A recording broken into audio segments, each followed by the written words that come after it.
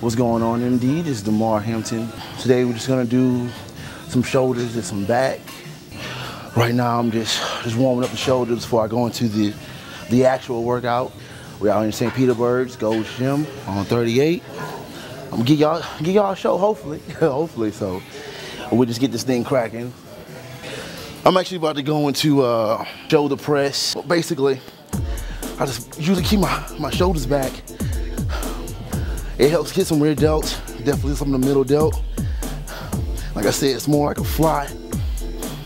Keep the elbows back.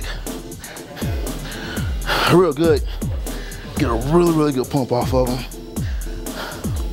And right now I'm in my off season, so, you know, doing like reps of 10, 12, a lot of problem areas, which I think one of my shoulders and my chest, I really like to get the blood in them, so.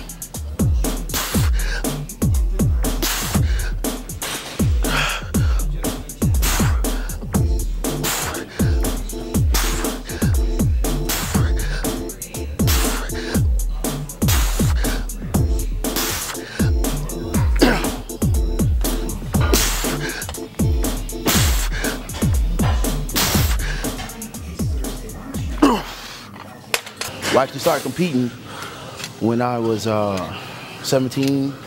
I was like working at a nutrition store. Got tired of playing football. I knew about competing, but didn't really pay attention to it. My manager, who actually just competed in nationals, I fifth place in the welterweights, James Sledge.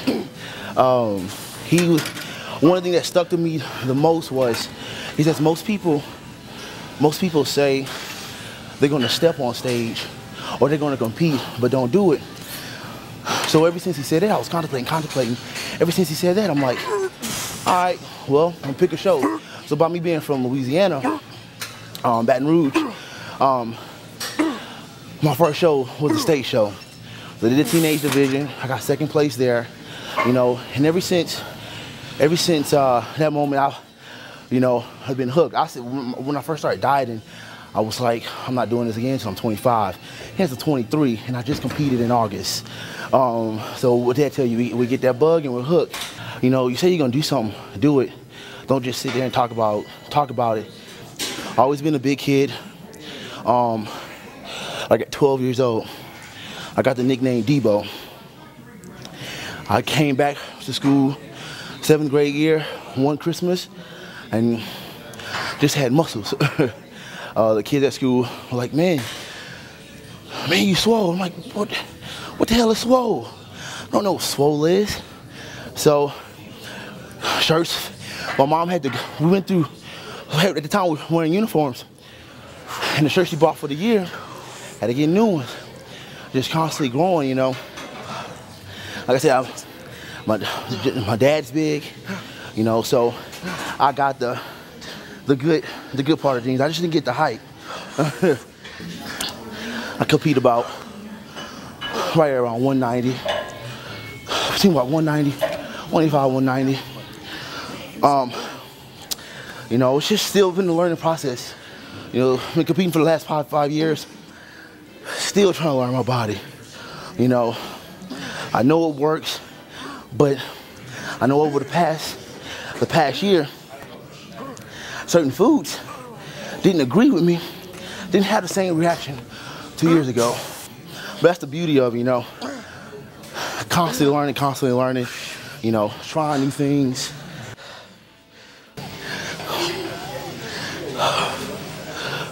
I just recently competed at the Florida State show. I will say, rude awakening. You know, it was 14 guys in my class, very tough class. I mean, I remember thinking, you know, I'm coming off pretty, with second place placing back at home, like heavyweight. And I can recall thinking, right when I stepped on stage, before I stepped on stage, like, what the fuck did I get myself into? Those guys look freaking awesome. My weaker points are shoulders and my chest. And definitely wanted to bring up my rear delts.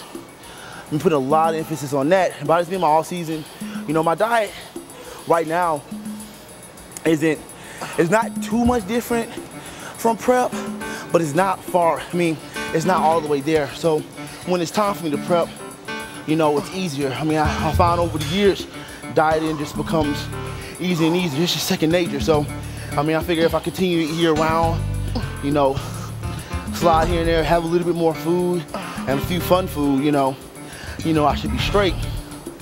But of course, the last 4 to 6 weeks always suck. Do miss being lean sometimes, but shoot, that's torture. Doing Easter, especially being back home, well, high pull, high row, however you want to call it. Food's freaking awesome. People just don't understand, man. If you hadn't been to Louisiana, I mean, you will see why there are more obese people out there than anything. People, they got some people in shape, don't get me wrong. The food just too good. Food's too good. It sucked. My mom don't want to cook food while I'm dieting. Get mad because I can't have a cookie. But shoot, I'm mad too.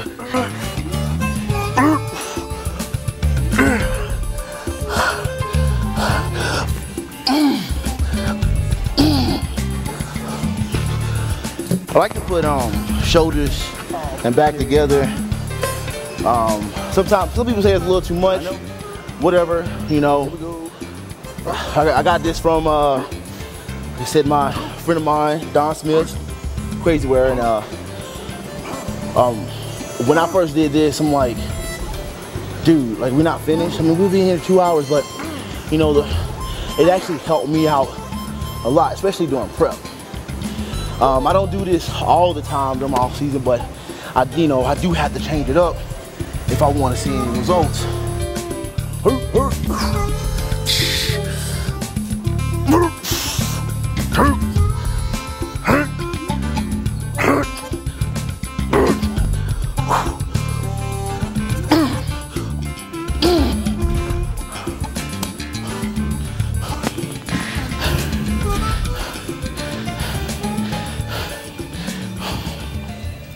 I also want to give a special shout out, while I'm thinking about it now, is True Iron Gear.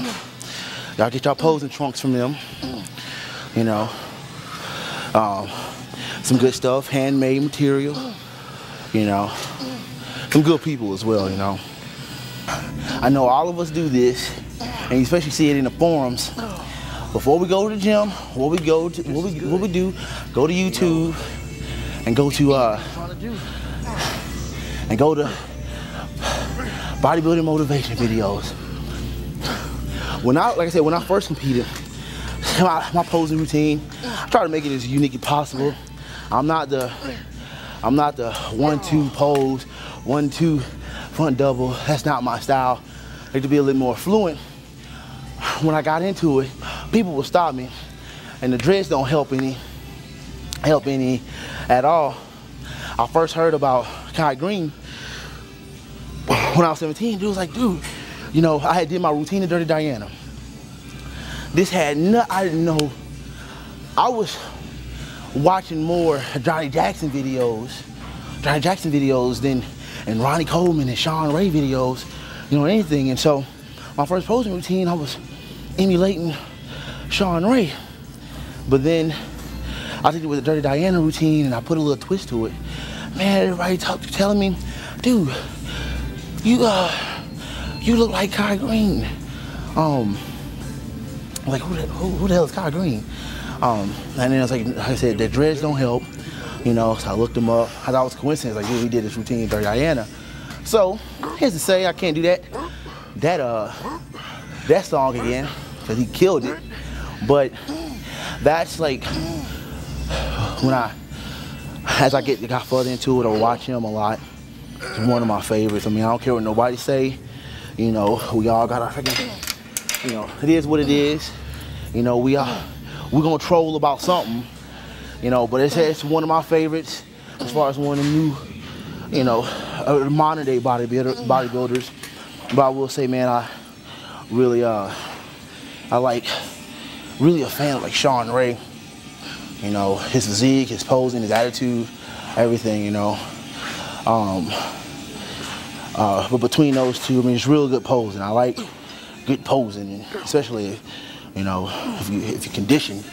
But that's just my big thing, man, posing. That's a pet peeve when some people don't know how to pose or don't show their muscles right or whatever. That's just me, though. 2, 3, 4, 5, 6, 7, 8, 9, there.